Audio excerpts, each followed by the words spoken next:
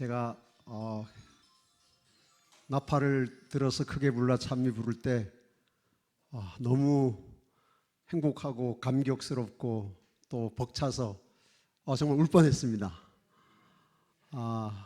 정말 이렇게 힘껏 찬양해 본 지가 언제인지 잘 모르겠고, 또 우리 귀한 집사님의 찬양의 간증이 아주 마음 깊은 곳에 와서 닿아서 정말 행복한 안식일을 이제 맞이하는 시간입니다.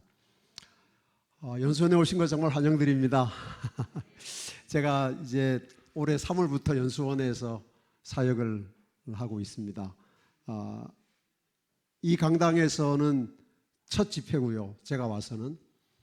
그리고 이렇게 많은 분들이 연수원에 오신 것도 우리 장로님 말씀에 의하면 굉장히 오랜만이라고 말씀하십니다. 정말 이렇게 와주셔서 정말 반갑고 감사하고, 비록 짧은 기간이지만 재림의 소망이 더욱 아주 불타오르는 그런 행복한 2박 3일의 여정이 되기를 소원합니다.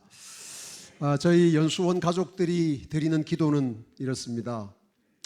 우리 연수원을 통해서 재림 신앙을 더 선명하게 하고, 교회를 향한 충성심을 더 높이고, 사역의 필요를 더 구체적으로 채우는 그런 연수원이 되는 것이 저희들의 기도요, 또 소망이요, 또 꿈이고 그렇습니다. 우리 재림을 사모하는 성도님들, 여기 머무시는 동안에 우리 연수원 사역을 위해서 기도해 주시고, 돌아가셔서도 또 기억날 때마다 기도해 주시면 감사하겠습니다. 사실 저는 이 집회에 강사가 될 자격이 없는 사람인데, 제가 연수원에 있다고 굳이 제게 이렇게 한 시간을 맡겨주셔서, 또 목사가 말씀 전하라고 하는데 굳이 안 하겠다고 하는 건 또 그게 옳지 않은 일이기 때문에 제가 이 개회 예배의 말씀을 전하게 되었습니다. 정말 여러분이 들으셔야 될 중요한 말씀은 이제 저녁 시간부터 들으시면 되고요. 이 시간에는 그저 제가 준비한 좀 몇 말씀을 함께 나누도록 하겠습니다. 오늘 제가 함께 나눌 말씀의 제목은 한번 같이 읽어보실까요? 시작.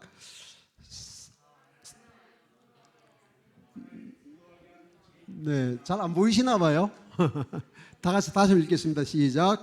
사탄을 분노하게 하는 재림신앙. 네, 제가 이런 제목으로 좀 말씀을 함께 나누려고 합니다. 다니엘서 6장에 우리가 잘 아는 법을 만드는 이야기가 기록이 되어 있습니다. 이에 총리들과 고관들이 모여 왕에게 나아가서 그에게 말하되, 다리오 왕이여 만수무강하옵소서. 나라의 모든 총리와 지사와 총독과 법관과 관원이 의논하고 왕에게 한 법률을 세우며 한 금령을 정하실 것을 구하나이다. 왕이여, 그것은 이제부터 30일 동안에 누구든지 왕 외에 어떤 신에게나 사람에게 무엇을 구하면 사자굴에 던져넣기로 한 것이니이다. 그런즉 왕이여, 원하건대 금령을 세우시고 그 조서에 왕의 도장을 찍어 메대와 바사에 고치지 아니하는 규례를 따라 그것을 다시 고치지 못하게 하옵소서 하매, 이에 다리오 왕이 조서에 왕의 도장을 찍어 금령을 내니라. 네, 우리가 잘 아는 말씀입니다. 근데 제가 이 말씀을 좀 이렇게 자세히 살펴보니까 몇 가지 좀 이 말씀을 설명할 수 있는, 이렇게 설명할 수가 있습니다.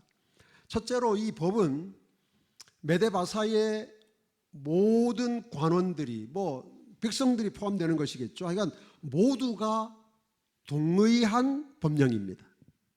이 법을 만드는데 이의를 제기한 사람이 다니엘은 거기 있었지만, 그러니까 거의 모든 사람들이 좋습니다, 이렇게 합시다, 이렇게 이제 만든 법입니다. 그래서 나라의 모든 총리와 지사와 총독과 법관과 관원이 다 찬성해서 만든 법입니다. 그러니까 굉장히 인기 있는 법입니다. 그렇죠? 네. 그런데 이 법은 우리가 잘 아는 것처럼 예배를 강제하는 법입니다. 왕 외에 어떤 신에게나 사람에게 무엇을 구하면 그 사람은 죽입시다. 이런 법이에요. 그래서 예배에 관한 법이고, 좀 더 구체적으로 말하면 예배를 강제하는 법입니다. 세 번째로 이 법은 아주 좀 독특한 특징이 있는데 수와 관계없는 법이에요. 여러분, 한 나라가 법을 만들 때 한 100명이나 200명이나 1000명이나 혹은 10,000명이나 뭐 이 정도의 사람들을 염두에 두고 법을 만들면 그 법은 사실은 잘못된 법이에요. 그렇죠? 법은 많은 사람들에게 적용이 되고 유익이 되고 그런 법이어야 되는데 이 법은 좀 특별합니다. 그래서 하여간 한 명이라도 누구든지 하여간 이렇게 하면 그 사람은 이 나라에서 죽여야 됩니다. 그런 법입니다. 자, 목숨이 달린 법이에요. 그렇죠? 사자굴에 던져 넣읍시다. 그렇게 한 것이고, 그 다음에 이 법은 의도와 목적이 감추어진 법이에요. 이런 법은 정말 나쁜 법이죠. 그렇죠? 법은 공명정대해야 합니다. 그래서 그 법에 숨어 있는 어떤 무슨 은밀한 목적이나 이런 것이 있으면 안 돼요. 그런데 이 법은 아주 그 포장은 잘했어요.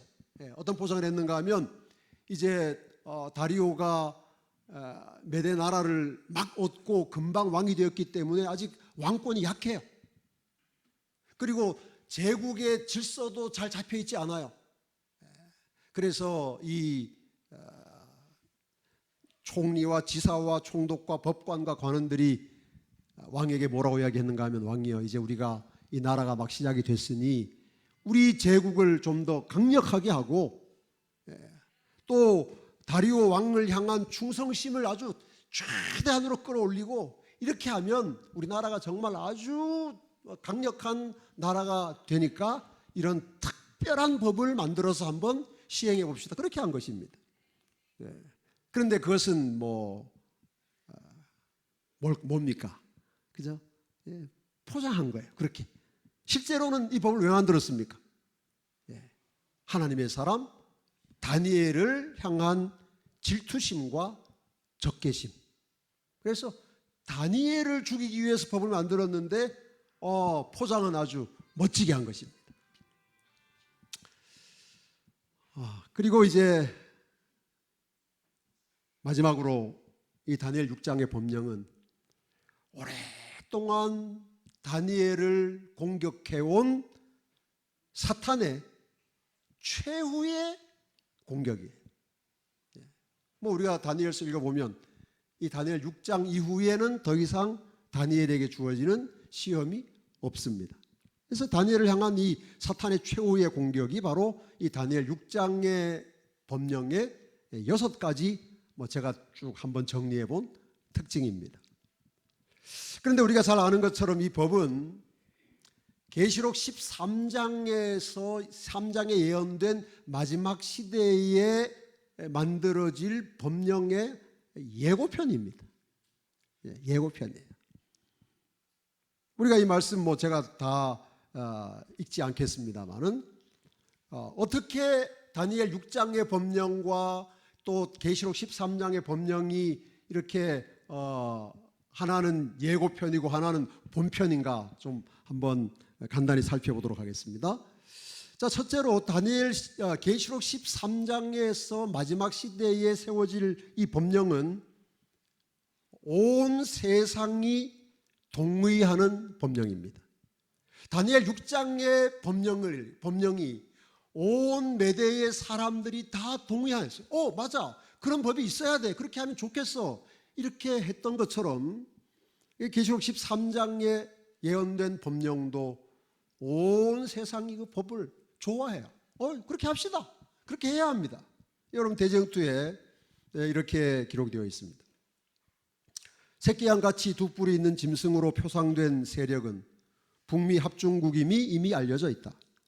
그리고 이 예언은 로마 교회가 그의 최상권에 대한 특별한 인정의 표로 주장하는 일요일 준수를 미국이 강요할 때에 성취될 것이다. 그러나 미국만이 법안권에게 이러한 경위를 표하지는 않을 것이다.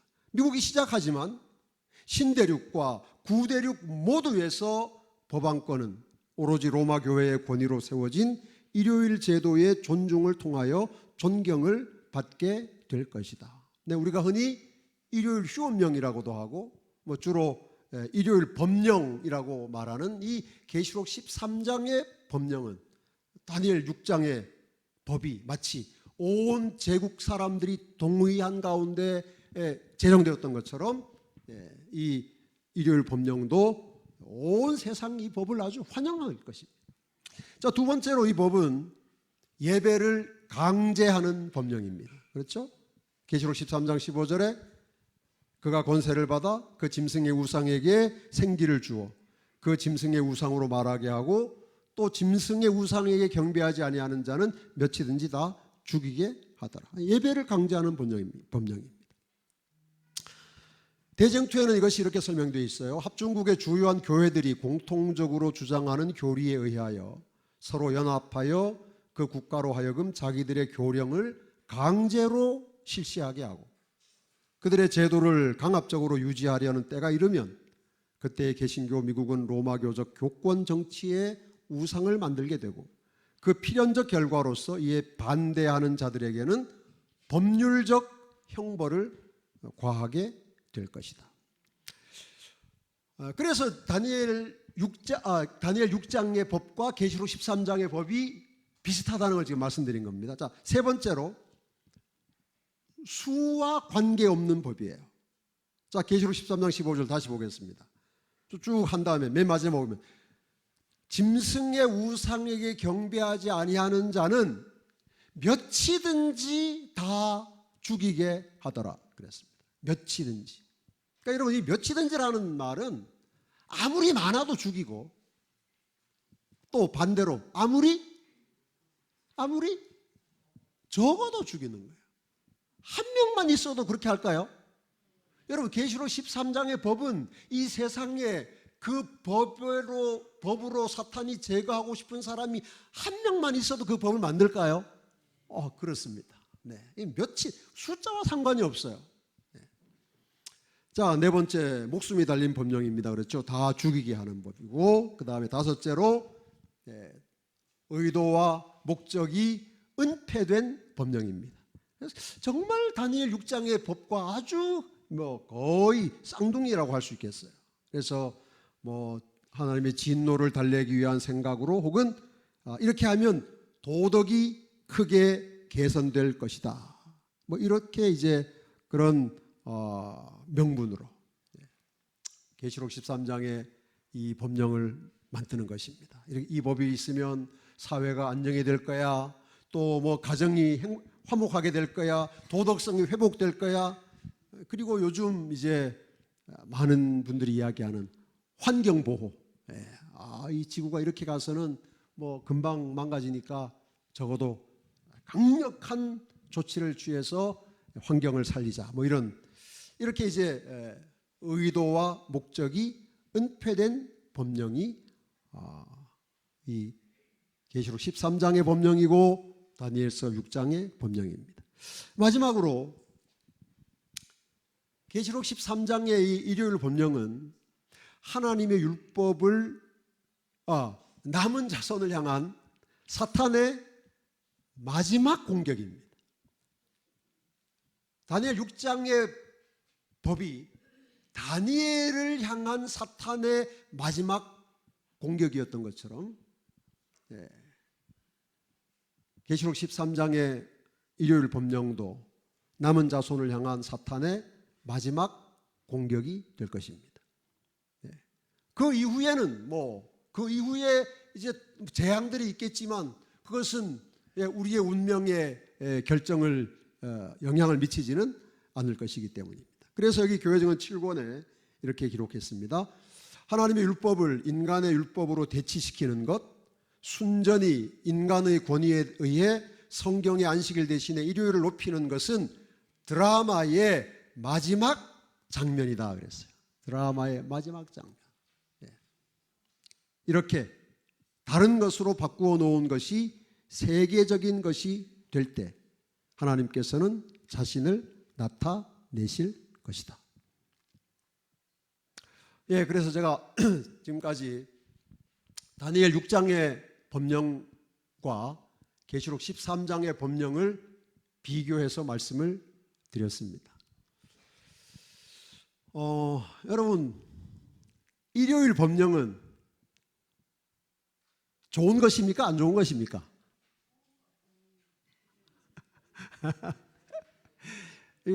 이걸 좋다고 해야 되겠습니까? 안 좋다고 해야 되겠습니까? 이게 참 대답하기 어렵습니다. 그렇죠? 아, 그렇습니까? 장로님 굉장히 아주 근데 여러분 가만히 생각해 보십시오.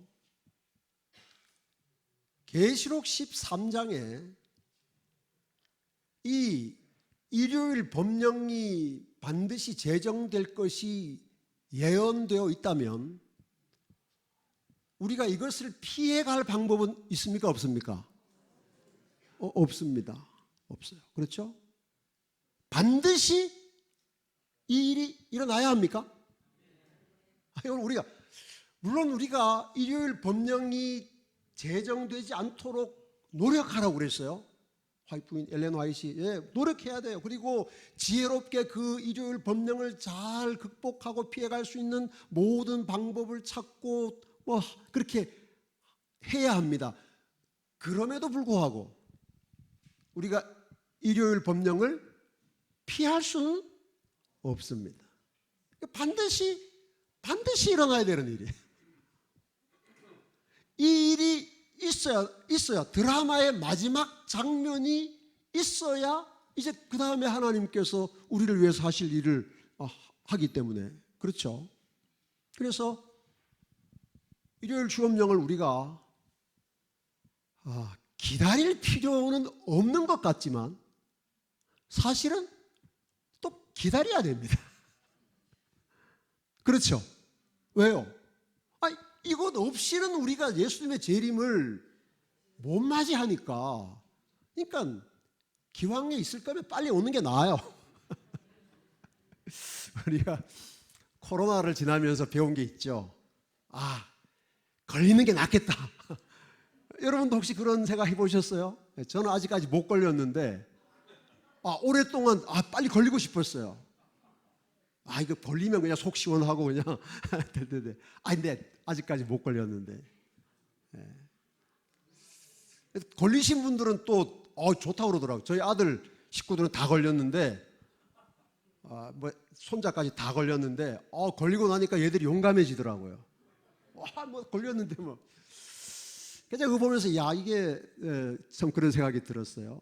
일요일 법령 정말 이게 작은 일이 아니고 온 세상을 뒤흔드는 정말 사탄의 마지막 공격이고 우리의 목숨을 노리는 최후의 사탄의 전략이고 다 사실입니다.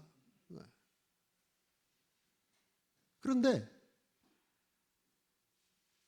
우리가 집으로 가려면 일요일 법령이라고 하는 고개를 반드시 넘어야 됩니다.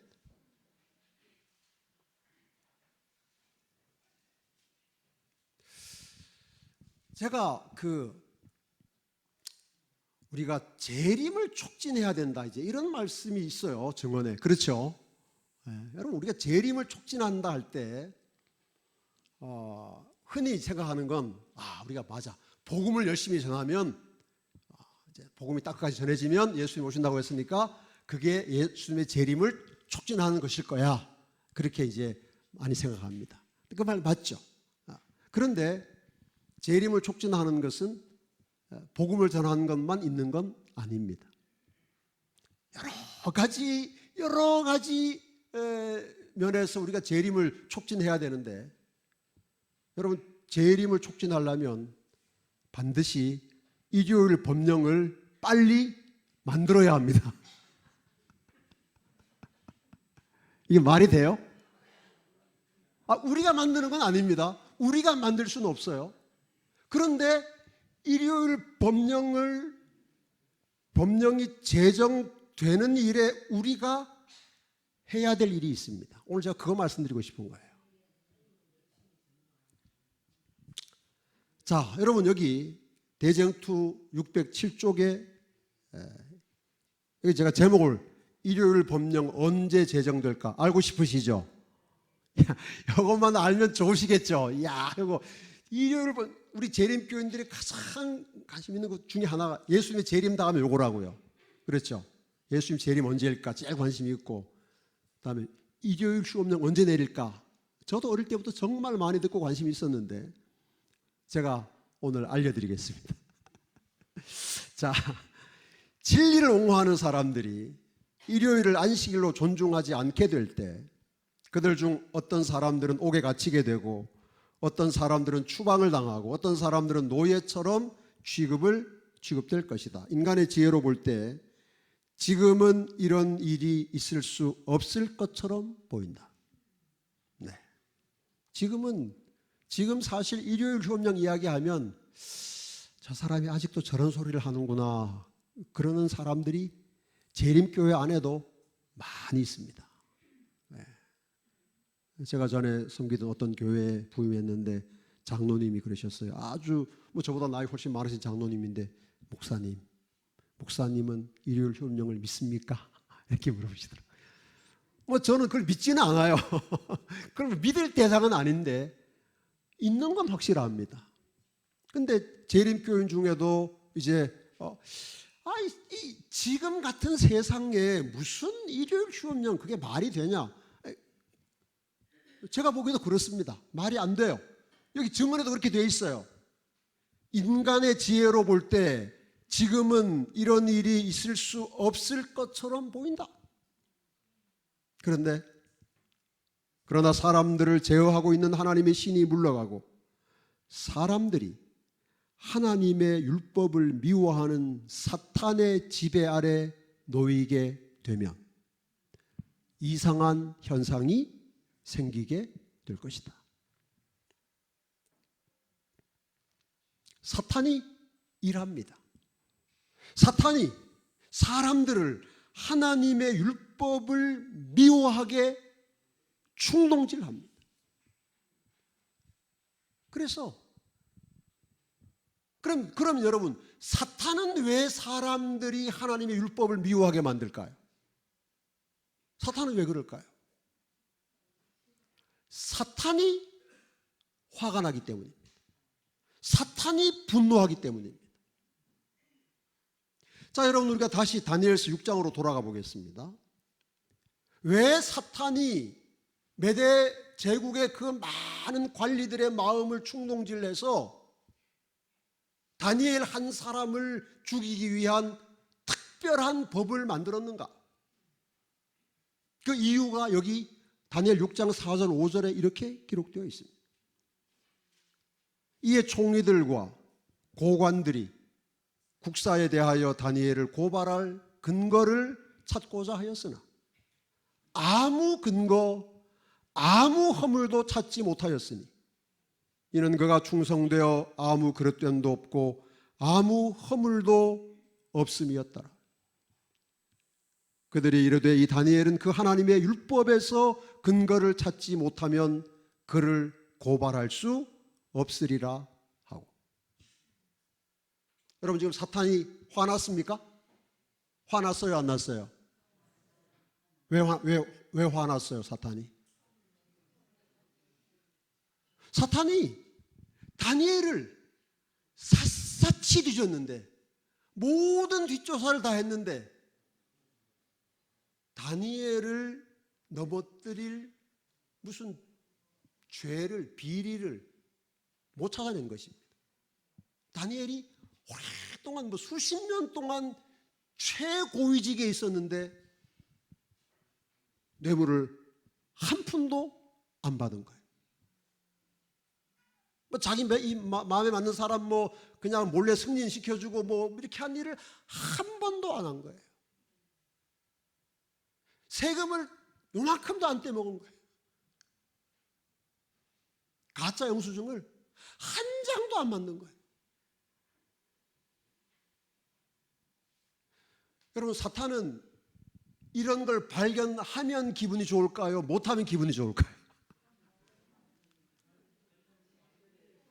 여러분, 사탄이 다니엘을 샅샅이 조사했는데 못 찾아낸 것입니다. 그래서 사탄이 실망했어요. 실망이 자꾸 쌓여서 화가 났습니다. 얼마나 화가 나는 줄 아세요? 다니엘을 법을 만들어서라도 죽이야 되겠다고 할 만큼 화가 난 것입니다. 그래서 다니엘서 6장에 법이 만들어진 거예요. 그런 법은 여러분 상식적으로 만들어질 수가 없는 법입니다. 말씀드렸잖아요. 어떻게 한 사람 죽이자고 제국이 법을 만듭니까? 말도 안 되는 법이죠. 그런데 사탄이 그런 법을 만들었어요. 왜요? 화가 났어요. 너무너무 분노한 겁니다. 여러분, 저는 오늘 이 다니엘서 6장의 법과 계시록 13장의 법을 통해서 이 마지막 시대를 살아가는, 아니 집으로 가기를 간절히 사모하고 고대하는 우리 재림 성도들이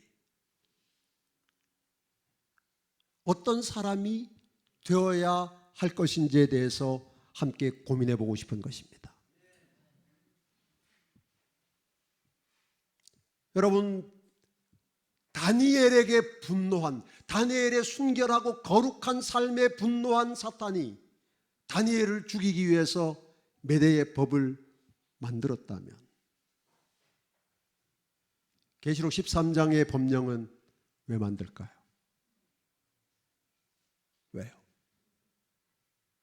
이 마지막 시대에 살아가는 하나님의 백성들에게 분노하기 때문입니다. 계시록 12장 17절에 용이 여자에게 분노하여 돌아가서 그 여자의 남은 자손, 곧 하나님의 계명을 지키는 사람들과 더불어 싸운다고 기록된 것처럼 말이죠.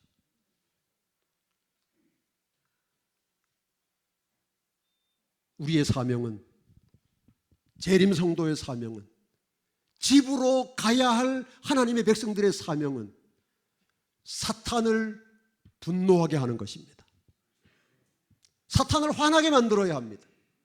사탄이 분노해야 그가 온 세상을 충동질해서 일요일 법령을 완성할 것이기 때문입니다.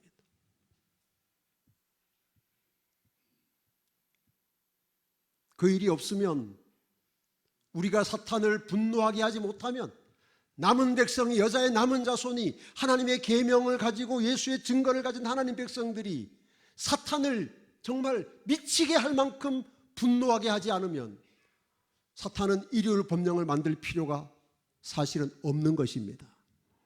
그렇지 않습니까, 여러분? 사탄의 세상인데, 그렇잖아요. 모든 사람들이 다 사탄의 지배하에 있는데 사탄이 뭐하러 그런 법을 만들겠습니까? 여러분, 메대에 다니엘이 없었으면 30일 동안 왕의 외에게 다른 누구에게 기도하면 사자굴에 집어넣는 법을 사탄이 만들었겠습니까? 만들 필요 없어요. 왜 일요일 주업령이 아직까지 안 내리는가? 우리가 사탄을 분노하게 하지 못하기 때문입니다. 저는 그렇게 믿습니다. 재림교회가, 재림성도가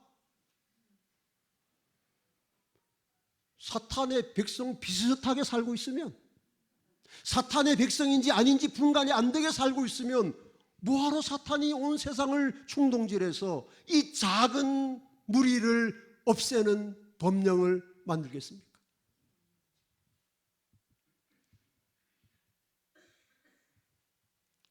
집으로 가기 위해서 이 골짜기에 오신 우리 재림 성도 여러분, 사탄을 분노하게 하는 재림 성도가 됩시다. 이것이 우리가 싸워야 할 마지막 싸움입니다. 저는 오늘 사탄을 분노하게 하는 두 가지 너무나 쉬운, 그러나 너무나 어려운, 너무나 당연해 보이는, 그러나 결코 당연하지 않은 두 가지를 말씀드리겠습니다. 사탄을 분노하게 하기 위해서는 사탄과 맞서 싸워야 합니다. 야고보 4장 7절, 그런즉 너희는 하나님께 복종할지어다. 마귀를 뭐하라? 대적하라. 마귀를 대적하라. 대적이 뭡니까? 대적. 맞서서 싸우는 거예요. 맞서서. 당당하게 맞서 싸우는 것입니다. 마귀를 대적해라. 그러면 너희를 피할 것이다. 베드로전서 5장 8절 9절입니다. 같이 읽겠습니다. 시작. 근신하라 깨어라. 너희 대적 마귀가 우는 사자같이 두루다니며 삼킬 자를 찾나니 너희는 믿음을 굳건하게 하여 그를 대적하라. 이는 세상에 있는 너희 형제들도 동일한 고난을 당하는 줄을 알며. 여러분, 우리가 마귀를 대적하면, 맞서 싸우면 사탄이 화가 날까요? 화가 납니다. 우리가 사탄과 맞서 싸우면 사탄이 우리를 핍박할까요? 핍박합니다. 그러면 우리가 핍박을 받지 않는 이유는 무엇입니까? 안 싸우기 때문입니다. 사탄이 화가 안 나요. 사탄이 한국 재림교회를 보는데 별로 긴장이 안 돼요. 사탄이 목사를 보는데 별로 걱정이 안 돼요. 그러면 사탄이 더 일을 할 필요가 없는 것입니다. 화가 안 나니까요. 여러분, 이 사실을 아는 사탄이 오늘날 기독교를 싸우지 않는 종교로 만들어버렸습니다. 그죠? 뭐 복받고 은혜받고 뭐 다 좋아요. 다 좋은데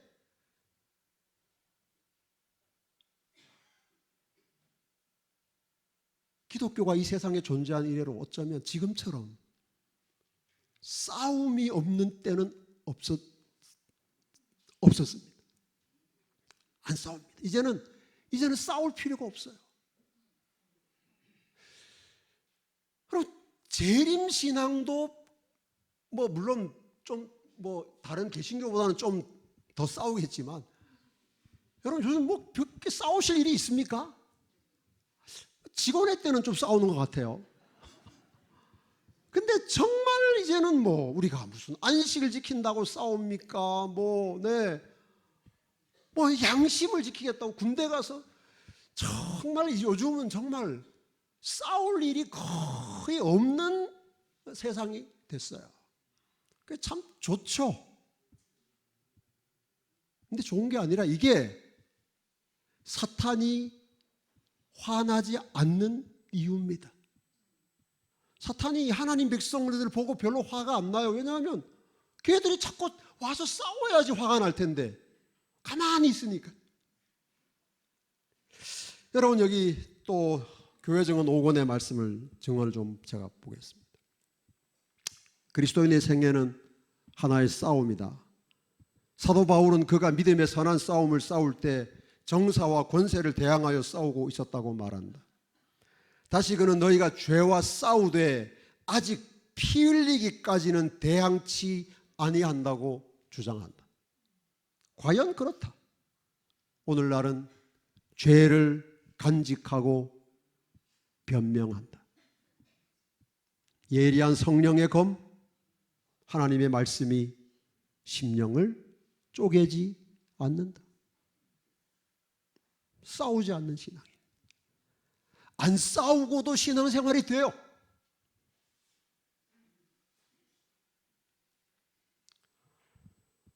신앙이 바뀌었는가?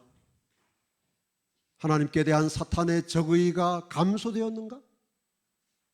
신앙생애는 한때 어려움을 가져다 주고 극기를 요구했다. 그러나 오늘날은 모든 것이 매우 쉬워졌다. 그 이유는 무엇인가?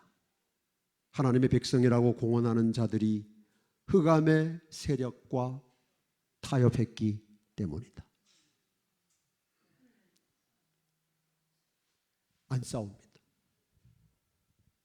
싸움이 사라진 기독교예요. 투쟁이 실종된 신앙입니다.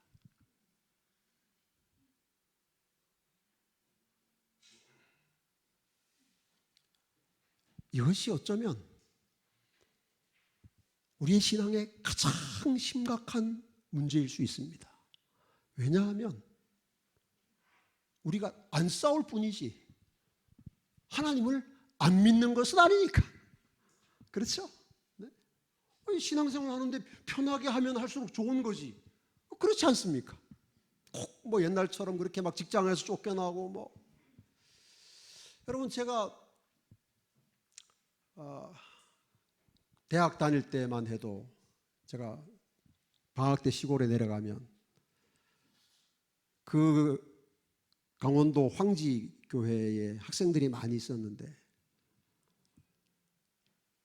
그 뭐 학교에서 시험 안식일에 시험 안 봐가지고 뭐 그냥 뭐 퇴학시킨다, 뭐 전학 가라 그런 학생들 늘 있었고요.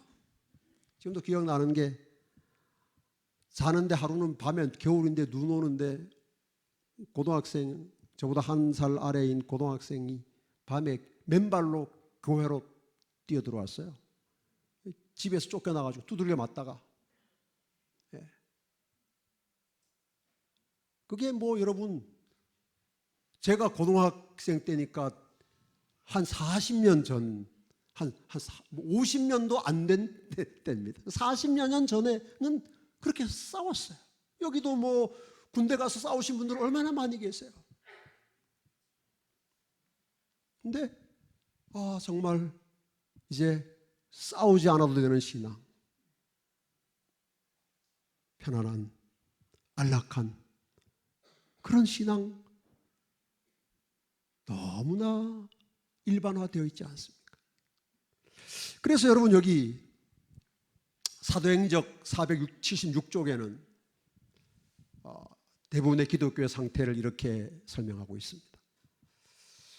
하나님의 성령께서 생각과 마음을 지배하실 때에 회개한 영혼에게서 새 노래가 터져 나온다.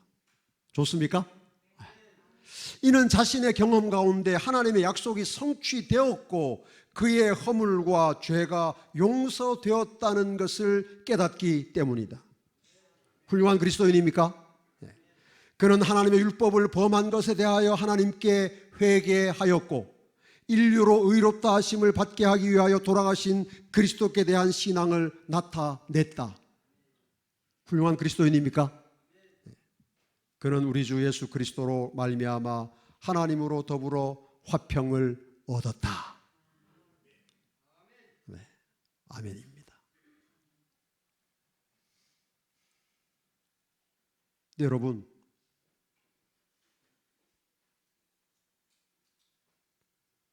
이것이 내가 꿈꾸는, 내가 원하는 신앙생활이다 그러시면 안 됩니다. 분명히 우리가 이런 경험을 해야 합니다. 하나님이 주시는 은혜예요. 그러나 여기 머물러 있으면 그것이 바로 싸우지 않는 신앙입니다. 죽습니다. 여기 이렇게 이 상태로 있으면 정말 참 편안하다, 좋다, 내 죄는 다 회개했고 용서받았고 나는 하나님과 더불어 화평을 누리고 있으니 행복하다. 우리가 반드시 이 경험을 지나가야 하지만 여기 머물러 있으면 죽습니다.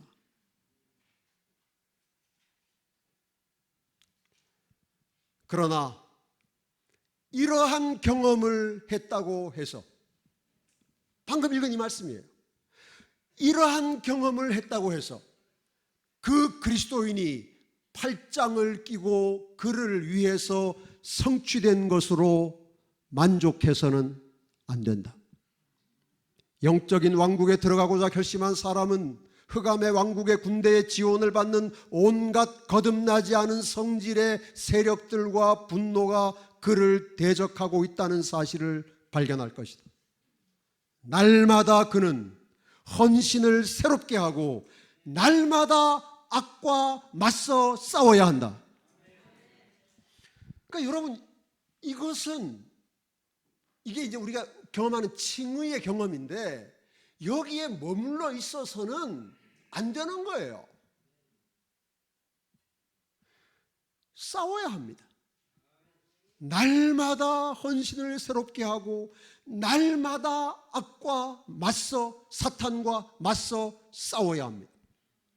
옛 습관들, 악으로 기울어지는 유전적 기질은 언제나 지배권을 쥐려고 분투할 것이다. 이것들에 대하여 그리스도인은 언제나 경계하여야 하며 그리스도의 능력으로 승리하고자 분투 노력해야 한다. 우리가 이렇게 싸워야 사탄이 분노합니다. 싸워야 최후의 법을 만듭니다. 이렇게 편안한 상태에 머물러 있으면 사탄이 그래 잘 믿어 그렇게 할지 몰라요.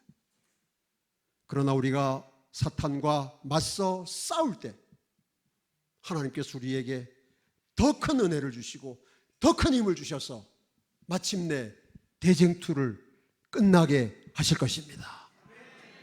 그래서 여기 청년에게 보내는 기별의 말씀입니다. 그대들은 믿음의 선한 싸움을 싸워야 한다. 그대들은 생명의 멸류관을 얻기 위하여 씨름하는 자가 되어야 한다. 분투하라. 사탄이 그대들을 꽉 붙잡고 있기 때문에 그대들이 몸을 돌이켜 사탄의 손을 뿌리치지 아니하면 그대들은 마비되고 멸망할 것이다. 원수가 그대들의 좌우에 있으며 그대들은 그를 짓밟지 않으면 안 된다. 분투하라. 그대들에게는 쟁취해야 할 멸류관이 있다. 분투하라. 만일 그대들이 멸류관을 쟁취하지 않으면 이 생과 내세에 있는 모든 것을 잃어버리게 된다. 분투하라. 그러나 그대들의 부활하신 구주의 힘을 의지하여 하라. 집으로 가는 재림 성도 여러분, 우리는 싸우는 재림 신앙을 회복합시다. 전사가 되어야 합니다. 맞서 싸워야 합니다. 우리의 씨름은 혈과 육을 상대하는 것이 아니요 통치자들과 권세들과 이 어두움의 세상 주관자들과 하늘에 있는 악의 영들을 상대하는 것입니다. 그러므로 우리는 하나님의 전신 갑주를 입읍시다. 사탄을 능히 대적하는 재림 성도가 됩시다. 악한 습관들은 버려야 합니다. 험담과 시기와 불순종의 죄도 버려야 합니다. 우리 성품의 온갖 악한 특성들을 대적하여 싸워야 합니다. 여러분, 우리 한 사람 한 사람의 싸움이 대쟁투의 최종적인 싸움입니다. 이제 우리 다음으로 싸울 사람들은 없습니다. 우리가 마지막 싸움을 싸우는 거예요. 이겨야 하겠습니까? 이겨야 합니다. 이길 수 있습니까? 어떻게 이깁니까? 하나님이 주시는 은혜로 이기는 것입니다. 오늘날 이 기독교의 하나님의 은혜가 완전히 왜곡되어 버리고 말았어요. 하나님의 은혜를 그저 우리의 모든 걸 그냥 덮어서 안 보이게 해주는 무슨 담요처럼 이야기해. 덮고 있으면 포근하고 따뜻하고 아이고 참 좋다 행복하다. 여러분, 그 하나님 은혜 아닙니다. 그 가짜예요. 하나님의 은혜는 우리가 사탄과 맞서 싸울 수 있는 힘을 주시는 것이 하나님의 은혜임을 믿으시기 바랍니다. 우리가 싸우면 싸울수록 강해집니다. 그렇죠? 여러분, 이번 이 재림 신앙 부흥회를 통해서 우리는 사탄과 맞서 싸우는, 도망가지 않는 싸우는 재림 신앙을 회복함으로 사탄을 분노하게 하는 재림 성도가 되기로 결심합시다. 두 번째로 우리가 어떻게 사탄을 분노하게 하는가? 죄를 버리는 것입니다. 우리가 사탄과 싸워서 늘 이기면 좋지만 질 때도 있습니다. 지면 죄를 짓게 되죠. 그럼 어떻게 할 것인가? 그 죄를 버리는 것이 사탄을 분노하게 합니다. 여러분, 우리가 우리 죄를 자백해서 예수님이 우리를 모든 불의에서 깨끗하게 하시면 사탄이 화가 날까요? 그게 사탄이 제일 화나는 일이에요. 사탄은 하나님의 백성들이 죄 용서받고 속죄하고 그 죄가 도말되는 것을 볼 때 못 참는 것입니다. 정말 너무너무 화가 나는 거예요. 그래서 뭘 만드는 겁니까? 법을 만드는 거예요. 계속 죄에 머물러 있게 하기 위해서. 요한일서 3장 8절 죄를 짓는 자는 마귀에게 속하나니 마귀는 처음부터 범죄함이라 하나님의 아들이 나타나신 것은 마귀의 일을 뭐하러? 멸하러. 여러분, 하나님의 아들이 우리 안에서 마귀의 일을 멸하실 때 사탄은 화가 날까요? 화가 나죠. 자기 일이 망하는데. 근데 여러분, 사탄의 일이 뭐예요? 사탄의 일이 뭡니까? 사탄의 일은 우리를 죄 짓게 하는 것 하나고, 그 다음에 죄에 머물러 있게 하는 것, 다시 말하면 죄를 품고 있게 하는 것, 그 두 가지가 사탄의 일이 전부예요. 그럼 하나님의 일은 뭘까요? 예수님의 일은 뭘까요? 마귀의 일을 멸하는 예수님의 일은 우리를 죄 짓지 않게 하는 것. 또 하나는 뭘까요? 죄를 버리게 하는 것. 그래서 우리가 사탄과 맞서 싸워서 죄 짓지 않으면 사탄을 분노하게 하는 것이고, 졌다면 그 죄를 버림으로 똑같이 사탄을 분노하게 하는 것입니다. 인간의 범죄를 통하여 인류를 통하여 사탄은 인류를 지배하게 되었지만, 그리스도께서는 그들이 사탄의 멍에를 벗어버릴 수 있게 하실 것이었다. 그 다음 같이 읽겠습니다. 시작. 하나님의 어린 양을 믿는 믿음을 통하여 한 영혼이 죄를 섬기기를 단념할 때마다 사탄의 분노는 불붙는다. 우리가 어떻게 사탄을 분노하게 할 수 있어요? 간단해요. 한 영혼이, 우리 한 사람 한 사람이 한 가지 죄를 뭐 할 때마다, 버릴 때마다, 단념할 때마다 사탄이 분노하는 것입니다. 남은 무리가, 집으로 가는 남은 백성이 죄를 버리면 사탄이 분노하는 거예요. 미치는 것입니다. 그래서 그 일이 진행되지 못하도록 하기 위해서 최후의 법령을 만들지만 하나님께서 우리를 지켜주시는 것입니다. 그러므로 재림 성도 여러분, 이제 우리는 날마다 죄를 섬기기를 단념하는 믿음의 선한 싸움을 싸웁시다. 그러면 사람들이 또 물어요. 목사님, 그거 언제 그거 다 할 수 있습니까? 그런 고민할 필요 없어요. 하나하나 하는 거예요. 하나하나. 그러면 얼마나 완전하게 해야 됩니까? 그런 것도 물을 필요 없습니다. 하나님의 뜻이면 그냥 하는 거예요. 매일매일 한 영혼이 죄를 섬기기를 단념할 때마다. 다시 대쟁투 506쪽. 죄에 가증한 성질을 깨닫고 위로부터 오는 능력으로 유혹을 거절하는 사람은 누구든지 사탄과 그의 부하들의 분노를 일으키게 될 것이다. 이거 재림신앙입니다. 네? 재림신앙은 사탄을 분노하게 하는 거예요. 죄를 버립니다. 날마다 성령께서 우리 마음에 비추어 주시는 빛을 따라서 날마다 죄를 버리는 삶을 살 때 사탄의 세력은 분노합니다. 그리고 예언된 마지막 일을 하지 않을 수가 없을 것입니다. 그대는 철저한 회개가 필요하다. 그리하지 않으면 지난 세월 진리를 순종하기 위해 들인 모든 노력이 과거의 잘못을 덜어주지도 거기서 그대를 구해주지도 않을 것이다.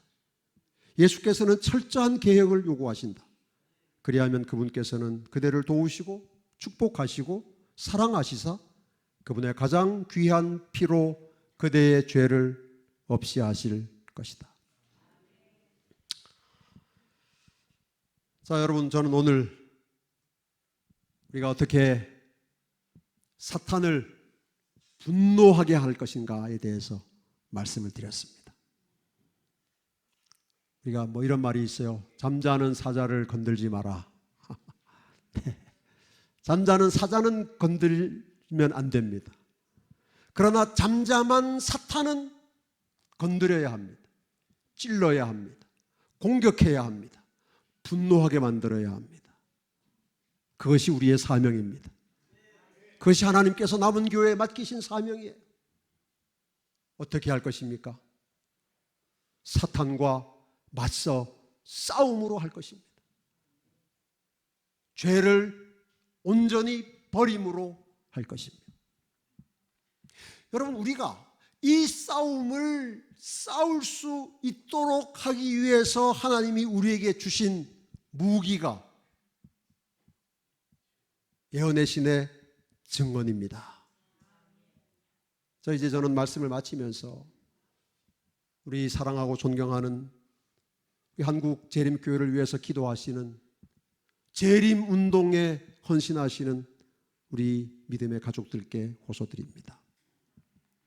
하나님이 남은 교회에 주신 최고의 선물인 예언의 신의 증언을 더 소중히 여기고 더 사랑합시다. 여러분, 이 예언의 신의 증언은 말이죠, 우리의 죄를 낱낱이 찾아내서 버리게 하는 증언이에요. 우리가 예언의 신의 증언을 사랑하고 또 귀하게 읽지 않으면 죄를 찾아내기가 참 어렵습니다. 여러분, 우리가 증언 없이도 그걸 잘할 수 있으면 하나님이 왜 우리에게 증언을 주셨겠어요? 그렇잖아요? 근데 요즘 예언의 신의 증언에 대한 우리 재림 성도들의 사랑이, 헌신이, 신뢰가 점점 약해지는 게 너무너무 안타까워요. 정말 큰일입니다. 큰일. 안 읽어요. 안 읽어. 읽어도 또 순종하지 잘 않아요. 그거 다 옛날에 쓴 말이 지금 어떻게 그렇게 하냐? 자꾸 이렇게 해요. 저는 큰일 납니다. 예언의 신의 증언. 여러분, 정말 우리 아끼고 사랑하고 소중히 여겨야 합니다. 이 증언이 우리를 공격하는 사탄의 전략을 낱낱이 다 폭로해 주잖아요. 우리가 성경만 읽어가지고 계시록 13장의 그 법령의 그 전모를 깨닫기는 거의 어렵습니다. 거의 어려워요.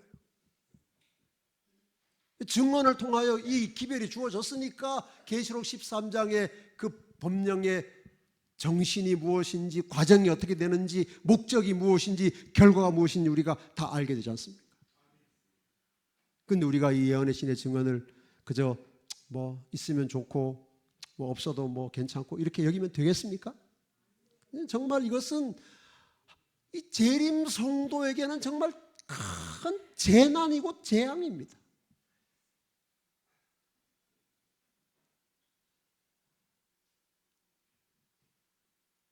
여러분, 매일매일 예언의 신의 증언을 읽으십니까?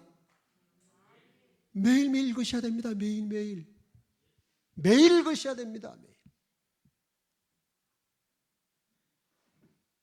제가 한 가지 팁을 말씀드리면,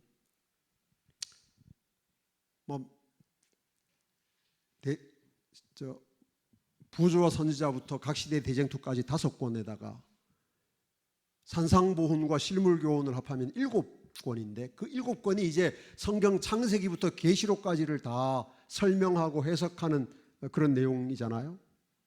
제가 다 세보니까 그 7권이 전부 355장으로 되어 있어요.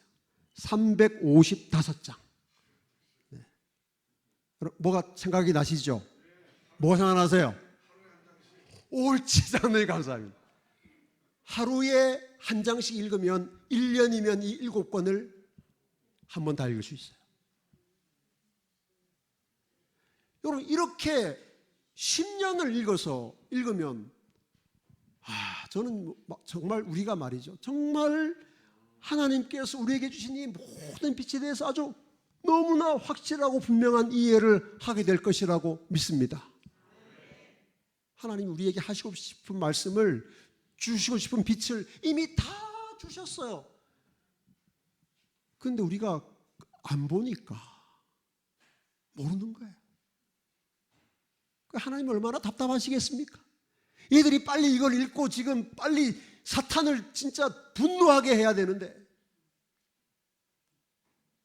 여러분, 우리 매일 증언을 읽고 증언의 기별에 기쁘게 순종하는 재림 성도가 됩시다.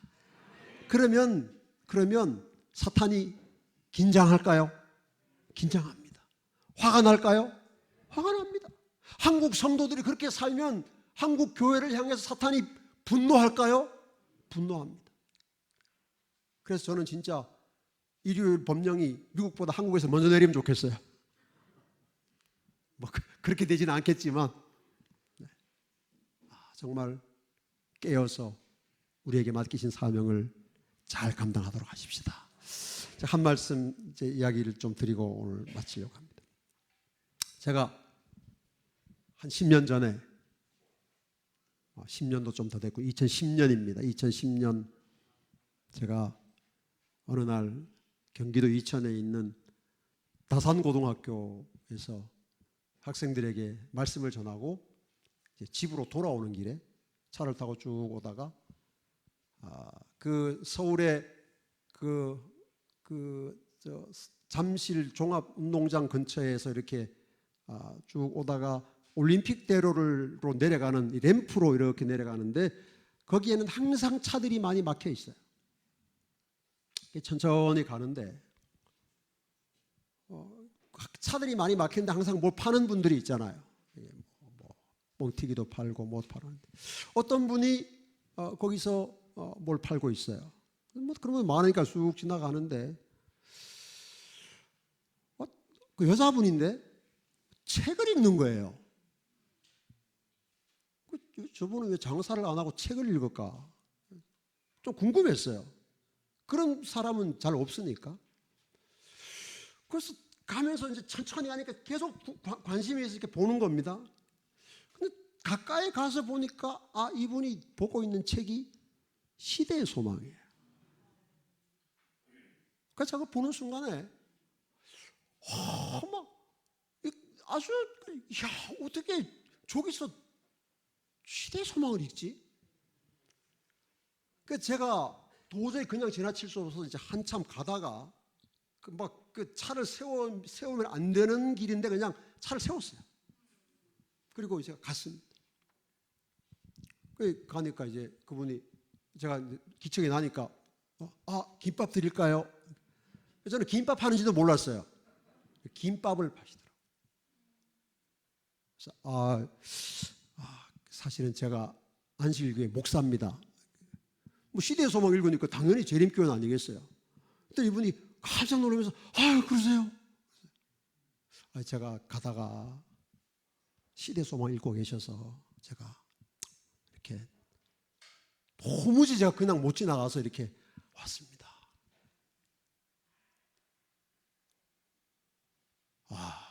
여러분, 저는 정말 그날에 받은 이 감동을 제가 참 평생 잊을 수가 없어요. 지금도 그래서 제가 근데 집사님 이 뙤약볕에 이렇게 책 읽으시는 게 얼마나 낮이었어요. 근데 뭐 이렇게 막 얼굴 가리고 모자 쓰고.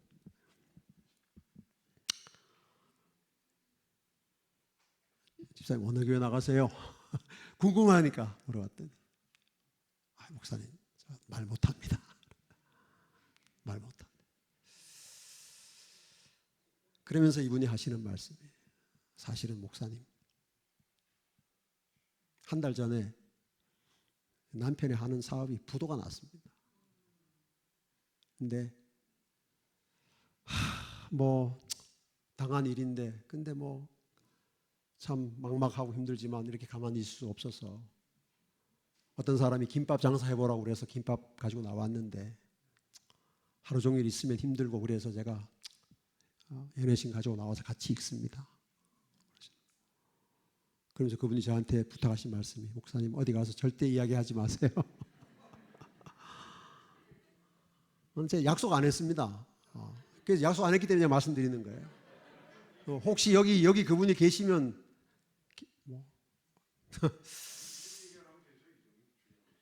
이름도 몰라요 제가. 이름도 모르고 얼굴도 못 봤습니다. 왜냐하면 얼굴 다 가리고 있어가지고. 근데 확실한 건 그분은 재림 성도예요. 제가 하늘에 가면 제가 그분 꼭 찾을 겁니다. 여러분, 우리 하나님 우리에게 주신 이 소중한 증언의 기별 사랑합시다. 매일 읽읍시다. 그리고 순종합시다. 먹으라는 대로 먹고 마시는 대로 마시고 입으라는 대로 입고 예배 드리라는 대로 예배 드리고 순종합시다. 그것이 사탄을 분노하게 하는 거예요. 우리가 무슨 대단한 싸움 싸우는 거 아닙니다.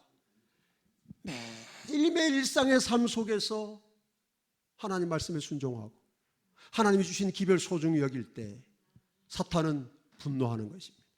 그리고 그가 이룰 일을 이루어갈 것이고 하나님은 그 사탄의 역사를 꺾으시고 우리를 승리하게 하실 것입니다. 이 며칠 동안의 집회를 통해서 다시 싸우는 재림신앙이 우리의 심령에서 회복되기를 간절히 바랍니다. 오늘 여기 제가 용인교회 섬기다가 왔는데요. 용인교회에서 오신 이영숙 집사님이 오늘 이 시간에 여러분에게 찬양의 선물을 좀 드리고 싶으시다고 해서 제가 말씀드렸습니다. 집사님의 찬양을 듣고 제가 기도하고 마치겠습니다.